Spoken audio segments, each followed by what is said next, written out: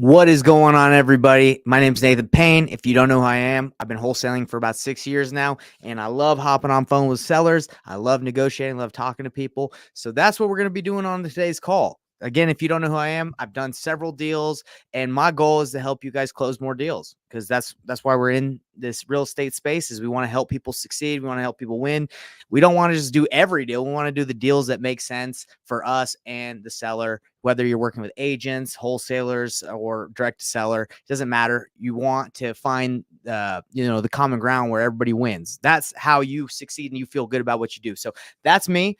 What we're doing today is I'm going to show you guys my process with batch leads, how I look at deals before I call, if I do a deep analysis or not, and how my conversation goes. We're going to try and get some sellers on the phone. I got some leads that we can call, and I'm going to take you through that process. And that's the plan for today's call. And the promise, as always, is I'm showing you exactly what I do, and I'm going to make some calls. Okay. So this isn't just me flapping my gums and saying, hey, this is what I used to work, blah blah blah. Like, a lot of people, you're never really sure if people are talking like they actually know what they're doing. So I figure, why not show you? Why not show you what I do so you can determine for yourself if this guy's full of crap or if he's got a good process. So let's check it out. And if you're watching this live, I appreciate you. Go ahead, leave a comment, say, hey, what's up? I love to network with people. I love to JV. I love to do deals all over the country. So potentially maybe I got a deal that you could help me out with, or I have a deal I could help you out with. Who knows? All right. And check out our done for you service at painlessflipping.com, how we help people out.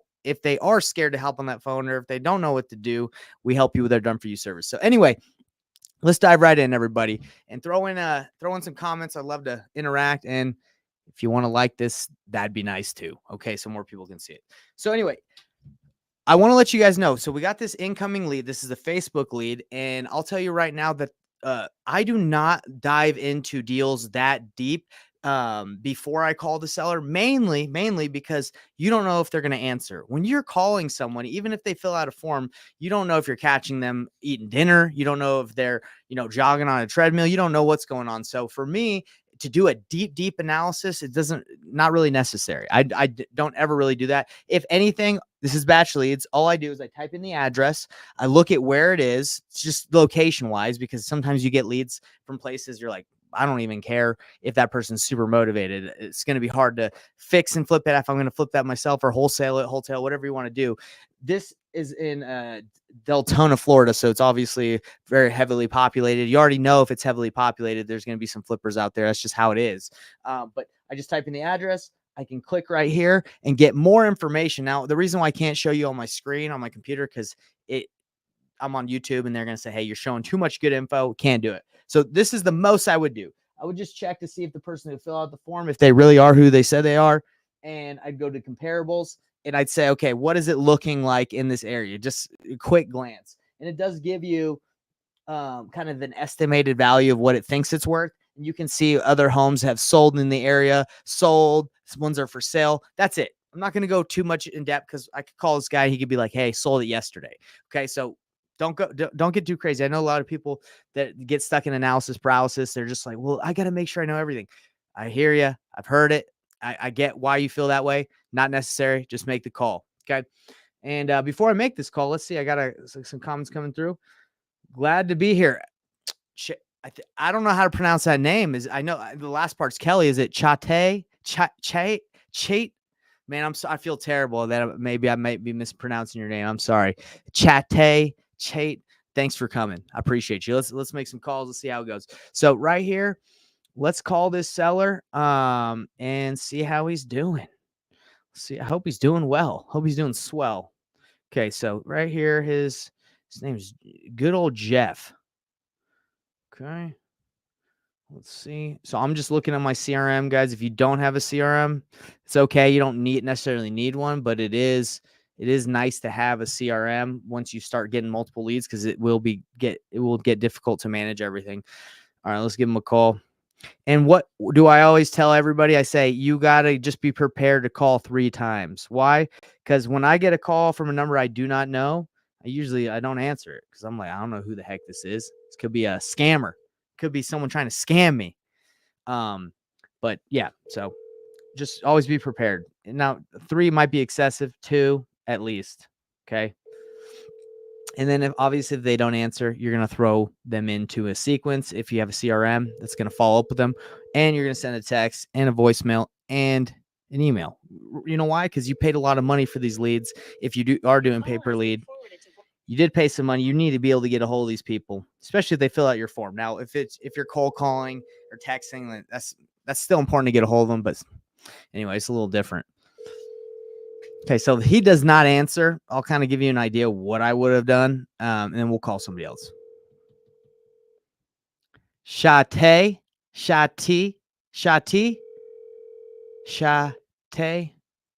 I hope I'm saying it right. This dude, Jeff, come on, Jeff, let's freaking go. Okay, I told you. Hi, Jeff, how's it going? Good. How are you? Good. Hey, sorry to bother you at the moment. I was just got your information from a website saying that you wanted to sell, so I was calling to see if you had any time to chat right now. That I wanted what? That you were interested in selling your property in on 1819 in Deltona. Oh, you already sold it? Yes. Congratulations. Did you sell it to a cash buyer or did you just list it? Yes. Okay, great. Well, what'd you sell for? I'm just curious because maybe I could have paid a little bit more. Who knows? 318. Wow, that's an excellent price right there. Good job. All right, Jeff. Well, I appreciate you. Thank you. Bye. Look at that, everybody. That was terrible, by the way. I'll admit that was just, he shook me. I was not prepared for that one. He did answer on the third call. I told you it works. Sounded like he was watching TV. He's probably like, forget this guy. I'm getting tons of calls. But 318. Okay, guys, let's take a look at this. The reason why I didn't like push back too much on that is because I did take a quick look at this. And the estimated value is 319. So if he says he sold it for 318, no, he didn't. He probably sold it to someone that doesn't know what they're doing. They're going to try and get them down. Okay. So, because if it is a cash buyer, they can't pay retail. One thing I can show you, since I can't show you batch leads, I'm going to show you guys Zillow. All right. Let me pull this up. This is important for you guys to know. So when you should follow up or not, because he's like I said, he's like, nah, I sold it. No, you didn't, bro. There's no way. There's no way someone's paying retail for cash, but he could just be trying to get me off the phone, right? Because he's probably getting several calls like this. Okay. So you guys are going to love this. You're going to love it. Let me show you. You're going to love this picture. Let me, where the heck is my screen share? Here it is. Okay, guys, check this out.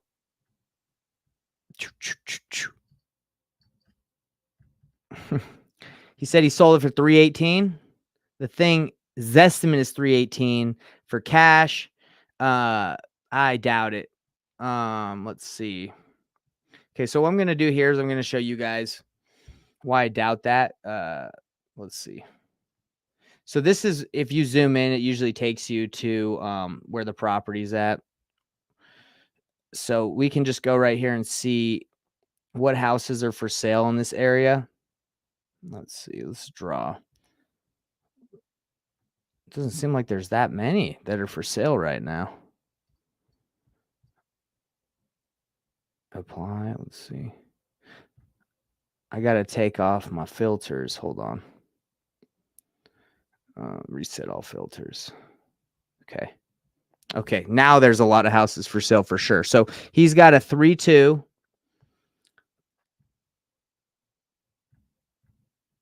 And we're going to just go. It's a house. Oh my gosh, that's quite a bit of homes right there, everybody. So we can just zoom in. Okay, so let's see. So 319. This house is selling on the MLS. Okay? It doesn't look like it's rehabbed necessarily. It's clean. Okay, so that's 319. That's kind of similar to his. Let's see if there's anything else. 318. Let's see. He might have. I might have just been slow to the draw, everybody. 318. Because these houses kind of suck. Let's see. Is this a rehab property? Come on. You give me more pictures than that. No more pictures than that. Okay, is this remodeled? Not really. Maybe so, everybody. Maybe you're right. I just call. Maybe I need to follow up on that though, because I still think 318 is high, and I'll show you guys why.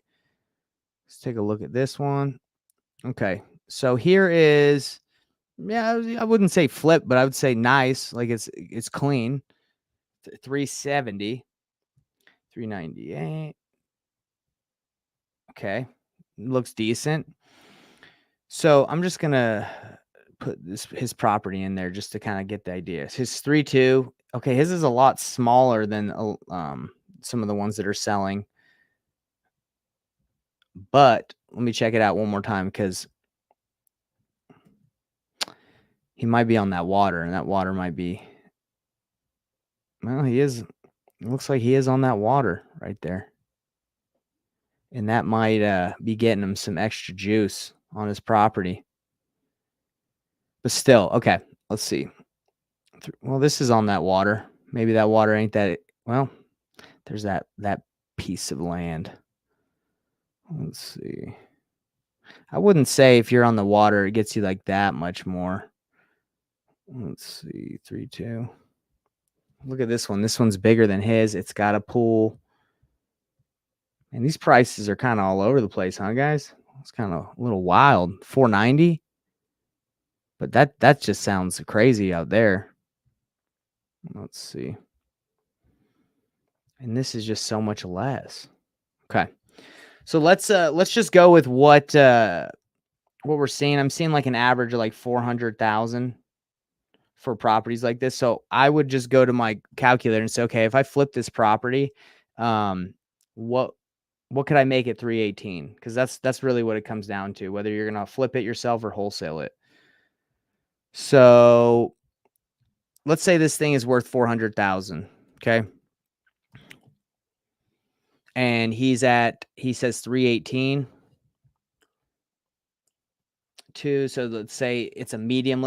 Most homes are medium rehabs, even if like they're decent condition. It just requires like a medium rehab most of the time, because you usually got to redo the kitchens and the bathrooms to get top dollar. Okay, so this is saying on a 1,500 square foot home, it'd be 36,000. Usually it comes out more than that, but let's just go with that. So if I wanted to make $10,000 on this wholesale deal, and I got it at 318, I wholesaled it to a flipper, and it took him 5 months to flip it. He had to pay all those hard money costs. He's going to lose money at that deal. And if I flip it myself, I'm going to make $5,000 at 318. So it's tight. I already know it's tight because just looking at the information here, if they're going to flip it. Now, maybe the cash buyer's buying it to rent it. Who knows? What I would do in this situation, everybody, is I would follow up, because sometimes, a lot of people, they come in there and they're just like, yeah, we'll give you that. And they try, their strategy is to beat people up and negotiate them down. That's why I follow up and I just say, hey, remember me. So anyway, dang. Was I sharing the wrong page the whole time? Oh my goodness. I'm so sorry. We don't see Zillow. It's your Facebook page. Guys, I'm sorry. I was sharing the wrong page. You want me to do it for you really quick? I'll do it for you guys really quick. One more time. Yeah, dang. I swear I was sharing the right page. My goodness. But I wasn't. All right, so check it out. So I basically go here. I check out the address. And I say, okay, where's my property located? It's a 3.2, 1,500 square feet. And so I go out here, say, okay, what other homes that are 3.2s under, let's see, square footage, max, we want to go 1,750. Okay, so what are we looking at? These are homes that are under 2,000 square feet. You got 360, 319, 250, 330. You have to be aware that, these are further away from the water, so the values aren't as much. But like I said, he wanted 318, guys. He said a cash buyer wanted it. You can see this one pretty much been flipped 330. It's been on the market for 32 days, so it's not flying off the shelves.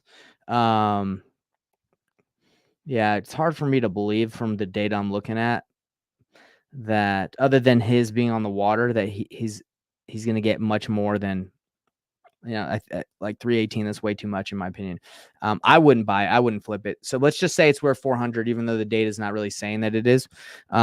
If you bought it, if you flipped it at 400, you got 318 and you flipped it, paid hard money costs, you paid your hold time, your interest on your money, and it was 36K to flip it, you'd make $5,000. Most rehabs are coming in more than that. Let's just say 50. So you're losing money. Now, if you want to wholesale this to somebody, they're losing major money. You'd have to get this thing at like 275 for this to make sense somewhat, right? If the numbers are correct. Like 260 would for sure be a deal, right? If you were to flip it yourself or bring it to somebody, because they'd make 11%. So that's hopefully that helped. Did you guys all see that? Shate, did you see that? I broke it down. I shared my screen the right way this time. So anyway, I called, and third ring he answered, and he was like, "Hey, what the heck do you want? I'm watching Matlock," or something like that. And he already sold it. Okay, let's try somebody else. What do you guys think? Let's do it. Okay, let me make another call. Let's see. But I am looking at my CRM really quick, so give me a second. Might sell to neighbor, just looking for value.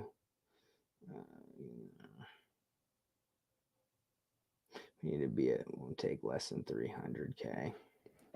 It's okay. In the notes here, looks like a lead manager called and said that he was going to sell to his neighbor. So whether that's true or not, we'll follow up. All right, let's go to another one. We got Sandy. Let's call her up.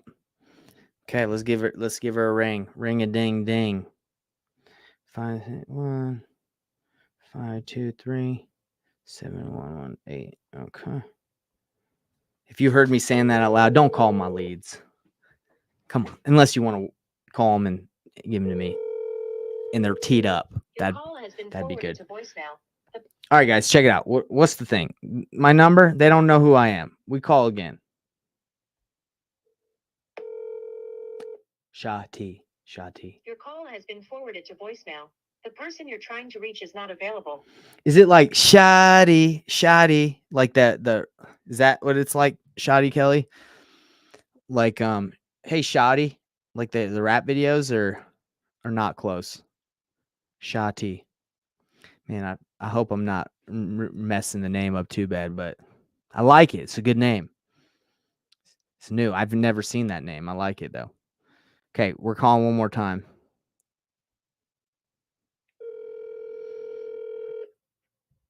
Your call has been forwarded to voicemail. Okay, I don't think she's hitting end button every time. Maybe it's just straight. Her phone's not turned on or whatever. All right, let's do another one. Let's see. All right, we're calling Virginia. And like I told you guys, you can look at the deals, but I'd rather look at them as I'm talking to the seller or pull it up and dive in a little bit more later. I don't think it makes really sense to like dive too in depth if they're not going to answer or yeah, you guys know what I'm saying. All right, here we go. This one just went straight to voicemail. Let's give it another shot. Your call has been forwarded. Come on, we're hitting it again. Okay, didn't. All right, so those are 3 leads I called. First, other two didn't answer, so we're gonna hit them with the text. And if we have their email, the cool thing about CRMs, guys, is the CRMs will automatically do it if you drop it into like a nurture sequence. And honestly, like that's necessary. I feel like that's really necessary these days, guys, because I feel like just contacting people, that is like half the battle. It's just getting on the phone with people and building that relationship. But just so you know what the process looks like, it's you call 3 times, you get a hold of them. If you don't, all good. And if you call them 30 times, they're most likely gonna be like, what do you want? So you got to be able to handle that. I kind of got flustered. I should have handled my own a little bit better. I'll be honest. I can do better, but sometimes I take my licks, and sometimes I get rocked a little bit, but I come back stronger than ever the next time. I don't really dive too much deep into the data before I get them on the phone. If I do, then I'm able to look. He said 318 on the first call. That's what this thing says it's worth. That's what Batch says it's worth. You look on Zillow, that's what it says it's worth. So doubt it. We'll follow up. And, next time, hopefully, be a little bit more prepared when he's watching TV and he's like, what do you want? I'll be like, hey, sir, I know you're busy watching TV, but you got a minute? I'll be better on that one. Does anyone that's watching this live have any questions? I'm definitely here to help. Definitely here to answer, help. Hey, what's up, Lisa? Good to see you. Good to see you. Yeah. Any questions from Lisa? Shate. However I say it. Any questions from my people? I know there's probably some people that are watching this live that I can't see your comments just because sometimes it doesn't come through on StreamYard. So it really depends where you're watching this from, which is kind of frustrating and annoying, but you can't control it. I can't control what StreamYard allows me to see. It's just a software, can't get upset at things you can't control. I've been reading a book, talks about why are you going to lose your cool on things you can't control. It makes no sense whatsoever. Don't do it. Only get frustrated at things that you can control. Like, man, I didn't wake up on time. That's my bad. I gotta do better. I gotta eat healthier. I gotta wear different clothes because I don't like the clothes I'm wearing. Like, those are things you can control. All right. I have a foreclosure. Want to help comp it or talk me about it. Yeah. Well, yeah, if you want to, I can do it right now and then I gotta go. I don't mind comping it for you, but for me, I think it's a sub 2, not a wholesale.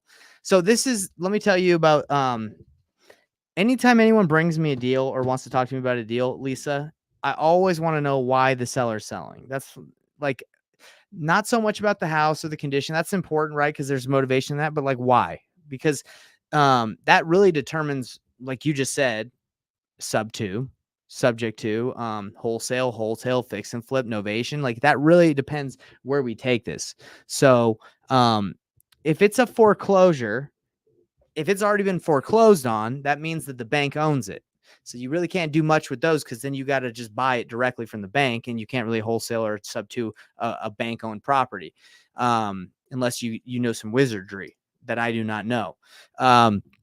If it is in pre-foreclosure or notice of default, like it has not been foreclosed on yet, you would need to catch what they're behind. So let's say an attorney fees and what they haven't paid in the last 6 months, they're behind $20,000. You would have to catch that up to make their loan current, and then you would have to take over their payments. Okay. And the payments would have to be, the rent would have to be more than the payment so you could cash flow and it would make sense. Or if you make millions of dollars and you're like, I don't care if I lose money, I can do it for tax benefits and breaks.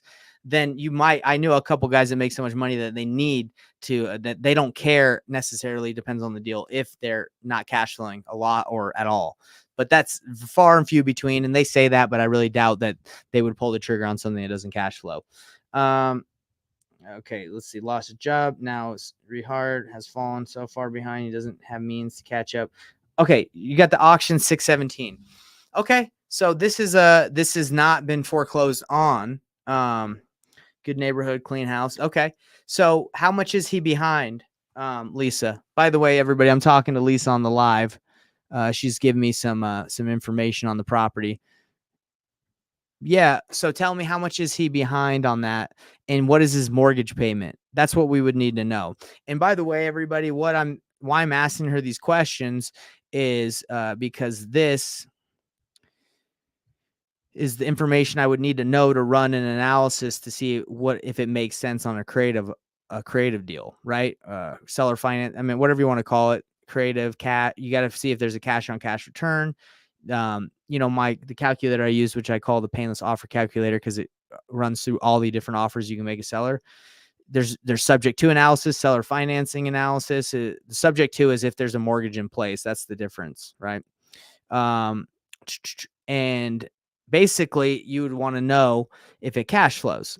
And a lot of people, what they do is they're like, okay, well, if it rents for $2,000 and the mortgage is 18, I'm making $200 a month. And I would say, no, that's not necessarily true, because there's, insurance, there's property taxes, HOAs, others. You have other expenses, vacancies, management. So you have to understand that just because it's you can rent it out for a little bit more than the mortgage doesn't mean necessarily you're going to cash flow. You have to take into consideration the other expenses that come with being a landlord. So that's what I mean. Don't have those numbers yet. These are all questions I have asked him during his lunch hour today. He's supposed to get back to me tonight, but he's motivated. Obviously, seems to want to work with me. Perfect. Yeah. So just call him, ask him these questions. Okay. Ask him, what does he know how much he's behind and how much he has to catch it up? Okay. That's number one. Number two, what is his mortgage payment with PITI, principal, interest, taxes, and insurance? What is the total, right? Not just the mortgage, but like everything, because you want to look and see if it cash flows. That'd be important too. And then the down payment, that doesn't really matter. Like, you don't need to bring in like how much money you would give them up front, or if any at all, because you might not be able to, if to catch it up might be a lot, and you just got to make the numbers make sense. So Lisa, that's what I would do. Let's see. Here it is. I have given him all his options, not of meat on the bone for much else, for anything other than sub 2 or maybe short sale. Yeah. So when you say meat on the bone, I'm assuming, you would have to know how much he owes and, his payment, right? To see if it makes sense. Usually you can make these work. A lot of people want to buy properties on sub 2 now, even though it can be tricky. I've had some bad experiences by buying properties subject to or contract for deed. If you guys want to know about that, go to my YouTube channel, Payneless Nathan Payne. I have a story about how I went to court, unfortunately, when I did a deal. So now I didn't do anything crazy. It's just the seller, I let him stay in the property and he didn't want to leave. So I had to evict him, and then the paperwork looked funky. It was interesting experience. It happened like 3 months into me doing wholesaling. CEO, what up, brother? Good to see you. Thanks for tuning in. I appreciate you. Yeah, usually not enough. When you wholesale, you usually got to get properties deeply discounted, and usually if something's in foreclosure, you can. I've done wholesale deals that they've been in pre-foreclosure, and they just have enough equity that you can. But most of the time, you just got to catch it up and take it over, or do something creative. Most of the time, if they've owned it for years and years, then it's different. Okay. Do you sub 2? I do it all. Yep. Do it all, Lisa. I've done sub 2, creative, like what do we got? Contract for deed, novation, wholesale, fix and flip, you name it. Done it all, seen it all. Actually, I haven't seen it all because there's stuff that maybe I haven't seen. I can't say I've seen it all, but yes, I've done sub 2. But anyway, guys, if you're watching this and you're like, hey, I like all that you're saying, Nate, but I don't really want to do all that all by myself. Like, there's a lot of things that I don't know. That's why I have painlessflipping.com. It's a done for you service where we do the hardest parts of wholesaling for you. Kind of like what Lisa's saying. She's going through this scenario where she's like, hey, I'm talking to this guy, but I'd have to structure a deal. That's what we do at painlessflipping.com is we actually take over the negotiations. We take over the hardest parts, because finding a lead, finding a qualified seller, yeah, that's good. That's very important. But being able to take that to the end with all the paperwork and the negotiations and payoffs and all that, that can be overwhelming for a lot of people. So at Painless Flipping, we take care of it. We take care of it for you if you want to partner, or we just give you the roadmap and tell you exactly what you can do. So, if you're part of it, we'd say, hey, this is exactly what I do. This is how I handle the situation. Go ahead and do it. And if you're like, well, I don't want to do that, I don't feel comfortable, I'll be like, okay, we can work on the deal, the lead together, right? We can help you get it under contract and all that stuff. So anyway, Lisa, go ahead and get that information. All right. You got this. All right, everybody. I hope that was helpful. Again, I'll admit I did not handle that first call very well. If you go back and watch it, I feel a little disappointed in myself because I should have handled that better. But hey, you live and learn, and we're coming back next week even stronger. See you guys later. Check out painlessflipping.com if you want this done for you service to help you out and do the hardest parts of wholesaling for you. Later, Lisa. Bye, CEO. Bye, Shati, Sade, and everyone else. See you later. DM me if you need anything.